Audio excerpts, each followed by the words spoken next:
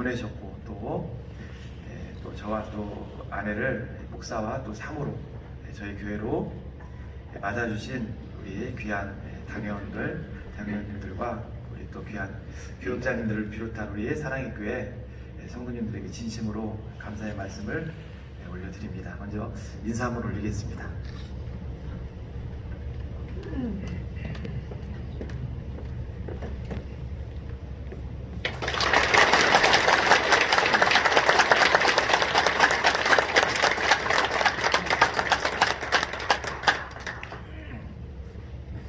순서를 맡아서 여러 가지 말씀과 또 축사와 권면, 격려사를 해주신 선배 목사님들에게 또 이곳에 참석하신 모든 귀한 또 친인척분들, 또 제가 섬겼던 교회에서 오신 또 성도님들, 그리고 또 저희 교회 성도님들에게 다시 한번 진심으로 감사의 말씀을 올려드리겠습니다.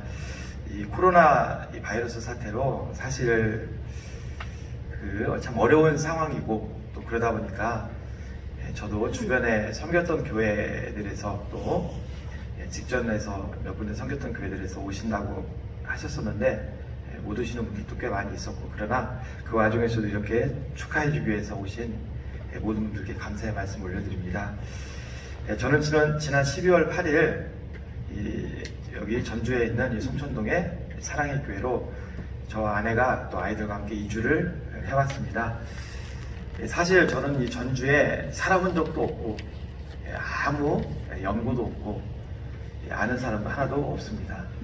그런데 너무 감사한 것은 제가 아는 사람이 없고 또 살아본 적도 없기 때문에 본토 친척 아비집을 떠나 내가 내게 지시할 땅으로 가라고 해서 갈대우르를 떠나서 가나안 땅으로 와서 하나님만을 전적으로 의지했던 아브라함처럼 하나님만을 의지하면서 앞으로 목회할 수 있어서 너무나 행복하고 좋은 것 같습니다. 저는 제가 우리 교회로 오게 되면서 아까 변곡점이라고 우리 아까 설교해 주시는 목사님께서 잠시 언급을 했는데, 제가 변곡점적인 사연이 잠깐 있습니다. 간단하게 말씀을 드리면, 먼저 20대 초에 제가 신학하고는 전혀 상관없이 직장 생활을 해서 열심히 평신도로 하나님께 영광을 돌리려고 그렇게 했었는데, 하나님께서 만 22살 때 제가 모태신앙인데 정말 주님을 뜨겁게 만나주셨습니다. 정말 몇 시간을 그렇게 눈물 콧물 흘리면서 울어도 시간 가는 줄 모르게 주님을 만나주셨고, 그때부터 철야를 하면서 정말 하나님과 말씀을 보면서 너무나 귀한 제가 또 은혜를 많이 받았고, 그때 하나님께서 저에게 신학에 대한 비전을 22살 때 주셨는데, 신학에 대한 비전을 제가 가지 못했고, 어머님이 젊었을 때 40대 때 돌아가셨기 때문에 굉장히 이건 생각조차 할 수 없었고, 그렇게 하는 찰나에 하나님께서 여러 가지 상황들을 통해서 저에게 이 신학의 길로 들어서도록 인도를 하셨습니다.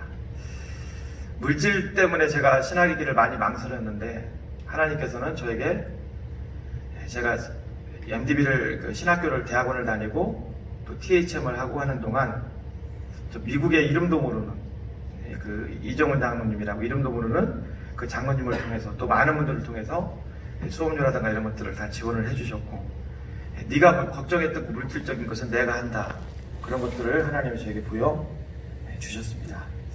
그러다가 목사 안수를 받을 때 아무 음악도 없었고 아무것도 없었는데, 거기 계신 목사님들이 제 머리에 손을 얹었을 때 눈물 콧물이 비오듯이 쏟아지면서 그렇게 정말 많이 또 울었던 적은 처음으로 많이 울었던 적이 있습니다. 그때 제가 느낀 것은 이 목사가 되고 하나님의 부르심을 받는다는 것은 어떤 감정이나 상황이 아니라 전적으로 하나님의 손에 있다는 것을 제가 느꼈습니다. 그러다가 제가 공항서산교회에 있을 때 담임 목사님의 배려로 2012년도에 시작했던 THM 과정을 이제 마지막 논문을 준비하고 있었는데, 청빙위원장 장모님께서 저에게 이 청빙이 안에 들었으니까 설교를 준비하라고 말씀을 하셨는데, 전혀 생각지도 않고 있었는데 좀 연기를 했으면 좋겠는데 바로 그 다음 주에 오시라고 해서 고민을 했습니다. 그때 한참 논문도 이제 막바지 다 됐고 통과를 앞두고 있었기 때문에. 근데 제가 놀라운 것을 체험을 하게 됩니다. 보통 우리 목사님들이 설교를 준비를 하려면 굉장히 저도 그렇고 애를 쓰고 많은 시간이 투자가 됩니다. 근데 누가복음 5장 그 1절부터 11절 베드로를 부르신 그 예수님에 대해서 바닷가에서 그거에 대해서 설교를 준비하라고 말씀을 내가 받았는데 그 시간은 없고 여러 가지 담담함 속에 있었습니다. 그때 하나님께서는 제가 그 신학을 하라는 부르심을 받을 때 또 목사 안수를 받을 때와 같은 강력한 저에게 성령의 체험을 주셨습니다. 그리고 제가 느낀 걸로는 몇 시간, 아마 한두 시간밖에 안 될 겁니다. 그 한두 시간 사이에 하나님이 강하게 저에게 성령의 감동을 주시면서 막 그 설교문을 써내려고 하는데 8장을 하나님께서 강권적으로 설교문을 쓰도록 허락을 하셨습니다. 그리고 그걸 가지고서 설교를 했습니다. 그때 제가 깨달은 게 뭐냐면 신학의 부르심도 하나님이 하시는 거고 목사도 하나님이 세우시는 거고 이 지교의 담임 목사도 하나님이 세우신다는 것을 제가 깨닫고 두려웠습니다.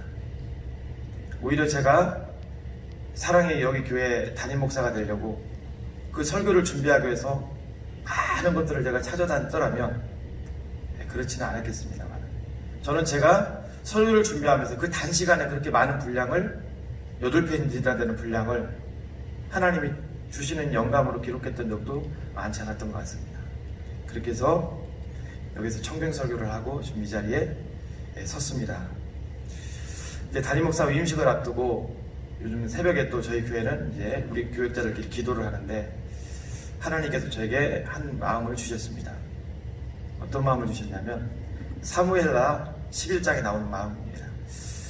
다윗이 왕위에서 폐위당하고 어려움을 겪은 것은 바스바를 간음하고 우리아를 간접적으로 살인해서 그런 게 아니다.